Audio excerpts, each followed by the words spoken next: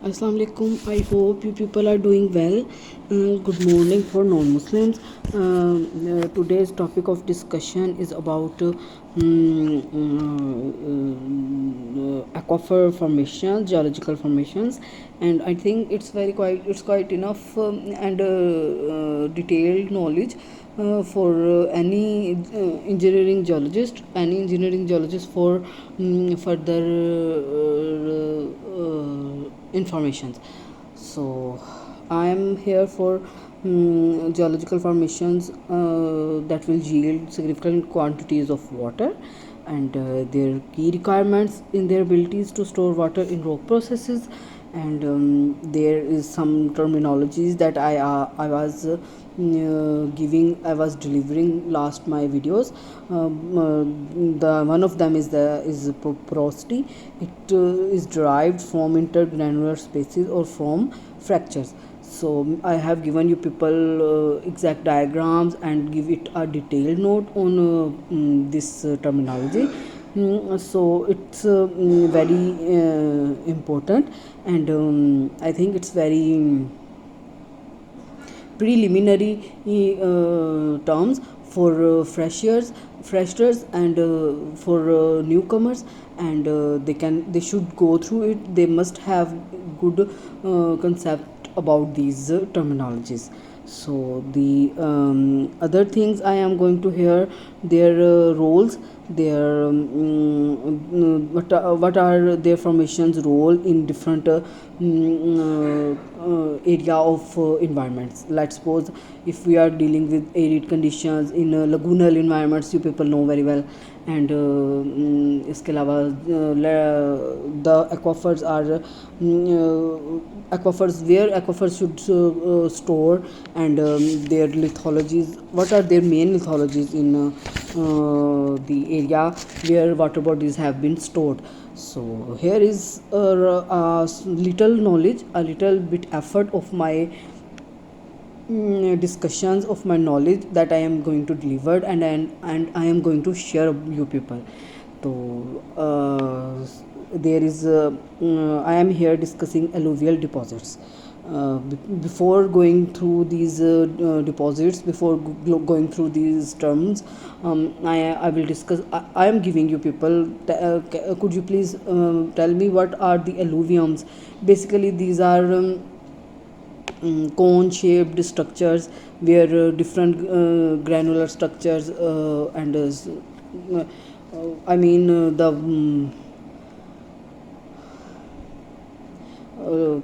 क्या उसे कहते हैं,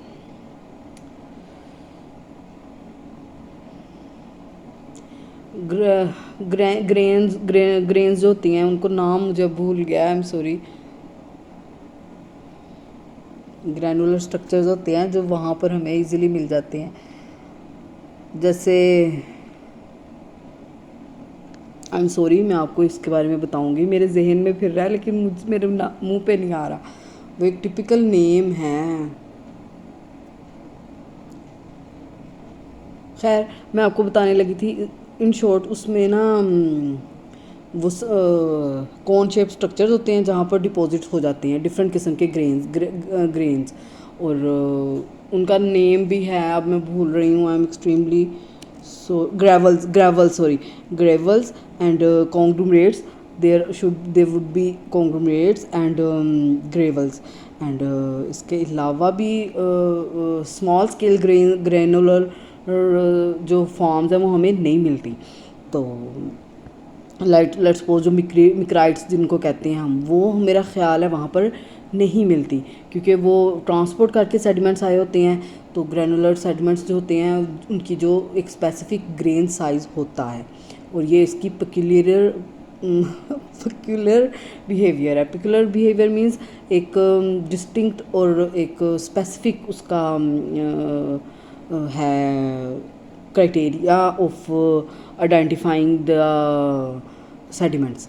सो अब मैं आपको इसके बारे में बता देती हूँ कि 90% of all aquifers consist of unconsolidated rocks. Yes, कि आई वाज मतलब मैं आपको बता नहीं पा रही थी. Unconsolidated rock means gravels.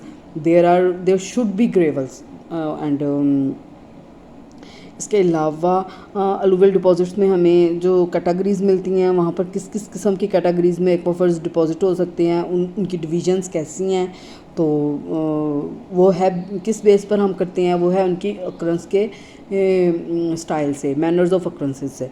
तो let's suppose first one is water courses, abundant और बरीड वैलीज़ भी होती हैं, plains and intermontane mountain valleys. और वाटर कोर्सेज जो होती हैं वो क्या होती हैं, there consist of alluvium that forms underlies stream channels as well as forming the adjacent flood plain. आपको यहाँ पर पता लग गया होगा कि वाटर कोर्सेस के बारे में जो एलुवियम्स की जो डिस्कशंस हैं इसमें हमें क्या क्या चीज़ें मिल सकती हैं, और यहाँ पर हमें फ्लड प्लेन्स के बारे में पता लग सकता है। और इसके अलावा जो वेल्स हैं वो यहाँ पर अगर हाईली परमेबल स्ट्रेटा है ना, वहाँ पर अगर वेल्स हम बोर कर लेते हैं तो उसमें जो हमें वाटर क्वांटिटीज़ की ज़्यादा मिल जाएंगी कैले बॉडीज़। और इसके अलावा इनफिल्ट्रेशन के प्रोसेस से थ्रू जो हमें ग्राउंड वाटर सप्लाईज़ है वो उनको वो कह लें उन तक पहुंचना, उन तक असेस करना आसान हो जाता है। नेक्स्ट जो है अबंडेंट और बरीड वैलीज़ हैं, they are valleys no longer occupied by streams that form them. Although such valleys may resemble water courses in permeability and quantity of groundwater storage, their recharge and perennial yield are usually less. Next है extensive plains that are underlain by unconsolidated sediments that existed in United States. And आपको इस चीज़ के बारे में ज़्यादा knowledge होगी कि ये एक्सटेंसिव प्लेन्स क्या हैं, इनसे रिलेटेड हम किस तरह वाटर बॉडीज़ को मतलब अटेन कर सकते हैं। तो in some places gravels and sand beds form important aquifers under these plains, in other places they are relatively thin and have limited productivity. So these plain flanks, अच्छा इनको plane flank highlands भी कहते हैं। आपको इन चीज़ों के बारे में मतलब मोस्टली लोग ना इन टर्म्स को लेकर कंफ्यूज हो जाते हैं, और मैं from my point of view अगर आप लोगों के कंसेप्ट अगर क्लियर हो जाएं, जो इक्वली जो सिनोनिम्स चीज़ें यूज़ होती हैं ना, जब आपके पास वो चीज़ें आ जाएंगी ना तो आप इन चीज़ों में मतलब कह लें बॉदर नहीं होगे, परेशान नहीं होगे, ठीक है। तो दी मोस्टली जो new Qamar for let's suppose जो फीमेल्स हैं उनको इन चीज़ों के बारे में तो बिल्कुल भी समझ नहीं लगती। मैं मतलब इन चीज़ों का मेरा खुद एक्सपीरियंस भी है, मैंने इतना खैर मैंने शुक्र अल्लाह का कि बंदा जब हार्ड वर्कर हो ना, हार्ड वर्किंग नेचर का हो, तो उसको ज़रूर कुछ ना कुछ अटेन करना या हासिल करना आसान है उसके लिए। तो at that time I remember मुझे भी इन टर्म्स को समझने में भी काफ़ी प्रॉब्लम लगती थी, बट अल्हम्दुलिल्लाह I have good people of around and mostly people are very good for sharing knowledges. Some होते हैं कुछ मतलब लोग होते हैं जो नहीं डिलीवर कर, जो कहते हैं कि नहीं मैं I don't want to share, like मतलब they have some I don't know what is their psyche behind, but for sharing knowledge is very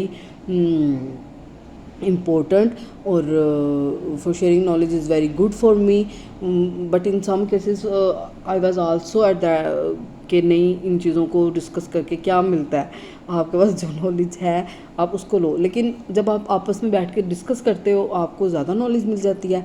और from my point of view it's very good sign for a healthy and well developed minds. So इसके अलावा मैंने आपको बताना था these plain highlands or other features that served as source of sedimentary deposits are discharged chiefly in areas accessible to downward percolation of water from precipitation and from occasional streams. तो इसमें आपको पता है पर्कुलेशंस क्या होती हैं, और ये मतलब जहाँ पर जो कह लो वो होती हैं ना स्मॉल पोर्स होते हैं वाटर, वहाँ पे भी उसकी भी सिपेजेस हो जाती है, तो वो उस चीज़ को एक नाम दे दिया गया है just percolation. And next one इसमें इंटर माउंटेन वैलीज़ हैं, they are underlain by tremendous volumes of unconsolidated rock materials derived from erosion of bordering mountains. And many of these more or less individual basins separated by mountain ranges occur in western United States. And the sand and gravel beds of these aquifers produce large quantities of water, most of which is replenished by seepages from streams into alluvial fans at mouths of mountain canyons. But इसमें बात करने का सिर्फ ये मेरा मकसद है कि ये चीज़ें अगर हम डिस्कस नहीं करेंगे तो ये प्रॉब्लमेटिक है। और अगर ये देखें ना इंटरमाउंटेन वैल्यूज़ हैं, अगर हमें पता ही ना हो कि कंसोलिडेटेड रॉक मटेरियल कैंडलिन है तो और अनकंसोलिडेटेड रॉक के, तो हम इन चीज़ों से कह लें फ्रूटफुल नहीं हो सकते, हम मुस्तफ़ीद नहीं हो सकते। हमारे लिए ये चीज़ें मतलब कह लें कि ये चीज़ें अगर ना हो तो काफ़ी हम स्टडी ना करें इन चीज़ों को तो बहुत प्रॉब्लमेटिक लाइफ होगी, प्रॉब्लमेटिक रिपोर्ट्स जाएंगी। और जो जहाँ ये चीज़ें अगर मतलब लेट्स सपोज किसी इंस्टीट्यूट में हम काम करें कहीं मतलब लाइक मैं आपको क्या बताऊं, मुझे जल्दी भी है, तो अगर हम कहीं मतलब जाते हैं इन चीज़ों को कंसीडर करते हैं तो ये चीज़ें मतलब बहुत मुश्किल है, how to identify them and how to delineate those water bodies. So first of all हमें इन चीज़ों को अच्छे से डिस्कस करना चाहिए, अच्छे से जाकर मतलब कह लें field studies is important for these thing.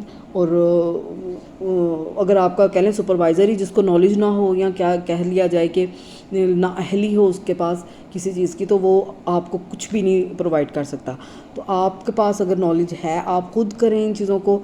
और ये चीज़ें मतलब जब आप खुद से करते हो तो मेरा ख़्याल है सुपरवाइज़र की भी ज़रूरत नहीं पड़ती। और आपको खुद से इन मामलात में जब आपके कह लो फिंगर टिप्स पे ये चीज़ें आ जाती हैं ना, तो ये बहुत ज़्यादा मेरे ख्याल से तो बहुत ब्लेसिंग भी है एक इंसान के लिए। तो thank you so much, remember be in prayers, kindly like and subscribe my channel. अल्लाह हाफ़िज़।